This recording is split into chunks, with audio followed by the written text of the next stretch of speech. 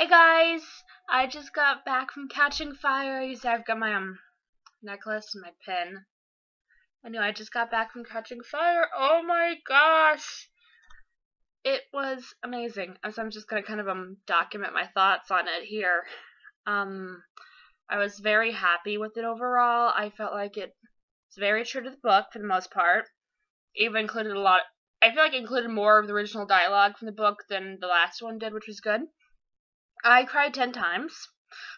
Yeah, I cried 10 times. I have no shame. Funny enough, the first time was whenever it just started and there's that wide shot over the trees. So there are going to be spoilers, duh. And so, watching them, I kind of liked how they had that kiss with Gale and Katniss in the beginning, right before she had the talk with Snow. Oh my gosh. That whole bit with her and Snow, that made me sick. She's like, I couldn't handle it. But then, District 11. The second they opened the doors and you saw Rue and Thresh's face, I lost it. I really did lose it. And then I kept getting more and more emotional as it went on. It was when they did the close-ups on Rue's family. I was like, no. Oh crap! I think I'm gonna cry again. And then they shot that little, and I did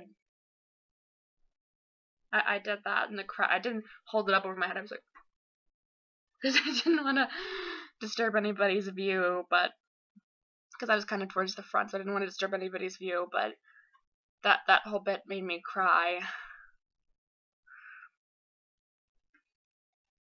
Oh, and the part at the beginning, whenever she's about to shoot the turkey and she sees Marvel, I really liked that. I thought that was really powerful. It made a lot of sense to me. And then going on the Capitol party, I don't know, for some reason, the entire time during the Capitol party, through the lights, I was thinking of The Great Gatsby. I'm like, can we just talk for a second about how awesome Elizabeth Banks is as Effie?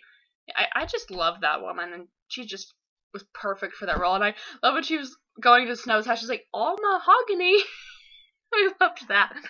I just love that woman. I love that character. And that is mahogany.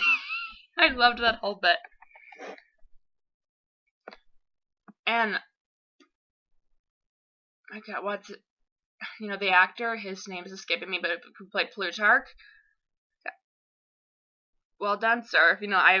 If I hadn't read the books, I would have guessed he was the bad guy. I would have guessed he was actually a bad guy. Then it's interesting how he played that. And then as we progress, Lenny Kravitz.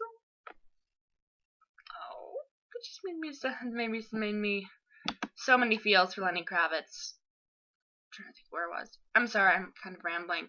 Anyway, leading up to when they were recapping the Reapings, they showed Annie. I mean, it was like for 10 seconds, but they showed Annie. That made me really happy because Annie's one of my favorite characters. But one thing that made me mad, they cut out my favorite part whenever they're watching Haymitch's Hunger Games with him and Maisley Donner.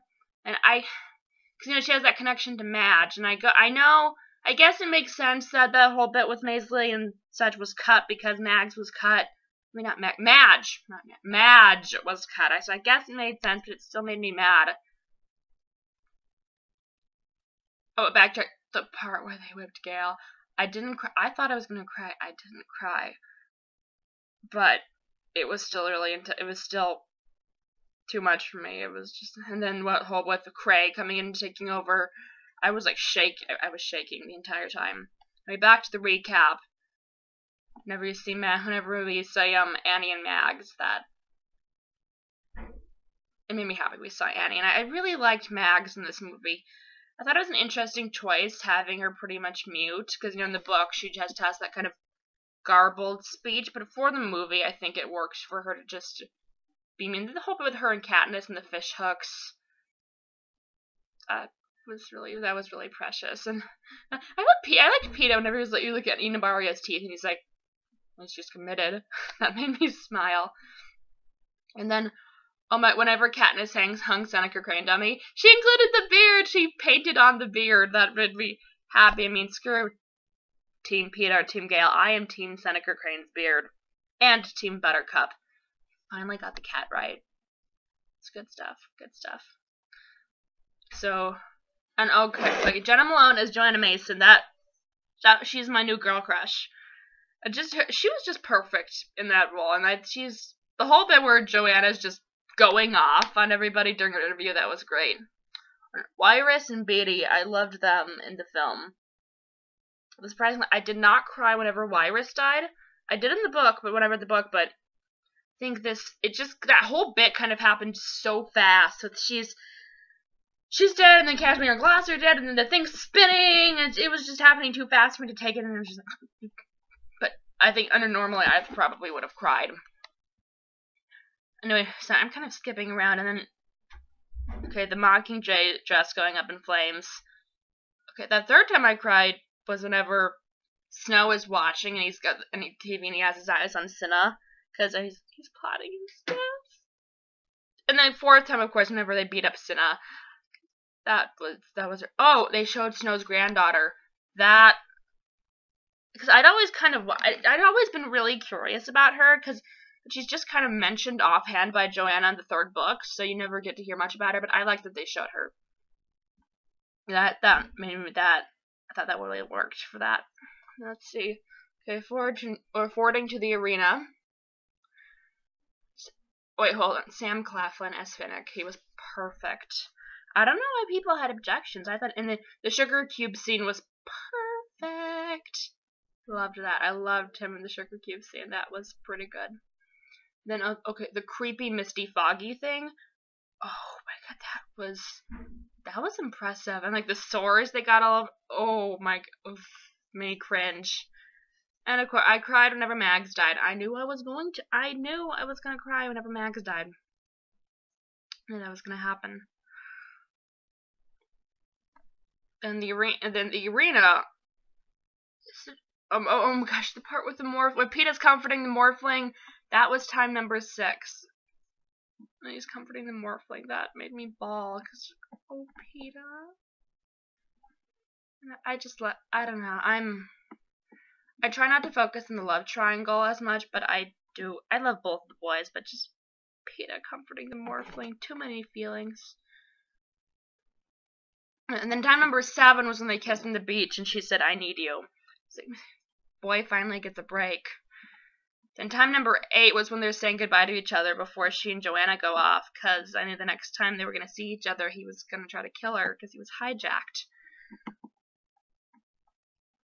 I think time number 9, whenever she's just laying on the ground as Kraft comes. I don't know why I cried then, but I just kind of did, maybe because I knew what was happening back in District 12, and I knew kind of what that was leading up to. And then whenever they're in the hovercraft and they're telling Katniss what happened, all the way up to when she sees Gale and he tells her there's no District 12, that whole bit made me cry, and I knew this was going to be a problem. They just completely glossed over District 13. They mentioned, I knew they were going to have issues with that without Bonnie and Twill. It was exactly like I predicted. They're like, oh yeah, Katniss, there's District 13, it's still around. We're going there, yay! With no explanation. I think when Snow just kind of offhandedly mentioned District 13, that was the first time it was mentioned in the movie. So, I knew they were going to screw that up without Bonnie and Twill. I knew it. So that and my favorite part getting cut. That was really my own 2 major complaints. And Chaff and Cedar. There wasn't as much as Chaff and Cedar. Just hey, check out this is Chaff and Cedar. But they didn't.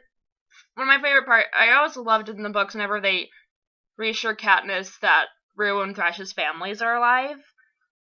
And so I guess maybe that was why I didn't cry I didn't cry or wasn't as sad whenever Cedar died. I was still sad, but I wasn't as sad. And then they kind of messed up Chaff and Brutus's death. He just kind of showed Chaff's face in the sky. He was what happened? No, Brutus kills Chaff, and then Katniss kills No, Peeta kills Brutus. Yeah, Peeta kills Brutus, but that also made me a little bit mad that they kind of messed that up. But overall, I was very happy with it. Very faithful adaptation. Go see it. It will put you on an emotional overload, but it will be well worth it. And I don't know how I'm going to be able to watch this movie on DVD when it comes out, because I think this is just kind of the movie that was made for the big screen. that makes any sense. But yeah, do go see it. It is fantastic. I recommend it. So you've had enough of my rambling, so I'm gonna sign out now. But enjoy.